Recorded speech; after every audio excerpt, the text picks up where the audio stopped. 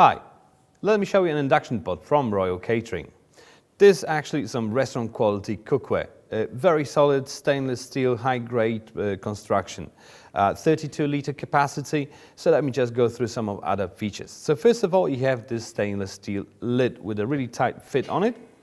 So to avoid any spillage during cooking.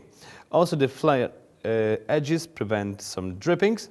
And you have stainless steel grips to it. So because they're metal, they may get hot during service, so I recommend using mittens or a kitchen rag to grab it. Always when you lift it, also just use both hands because it will get heavy.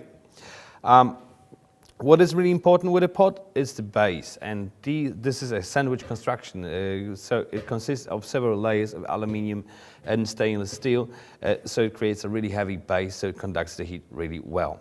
Of course, it's not only for induction stoves. You can use it on a gas stove, electrical stove, halogen oven, whatever you have, you can use it. You can even place it in fire. This is how solid it is. That's why the producer gives you a 3-year warranty, so you save for a very long time. So whatever happens to it, well, you're pretty safe.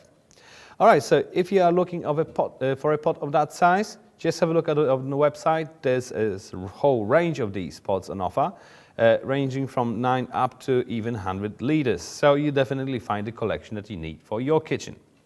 So when they're sent, they're packed really well in a really sturdy cardboard box, just like this one. And what I find is a really cool feature is the fact that the lid is packed separately. Well, it's inside of the box, but it's a separate cardboard inside, just to avoid any movement. So it won't rattle around during transport and it won't get any scratches when it comes to your place. All right, so that's about it. If you found this informative, just leave me a comment in the comment section. Let me know what other equipment I can test for you and I'll do it. I thank you guys very much for watching and I see you next time.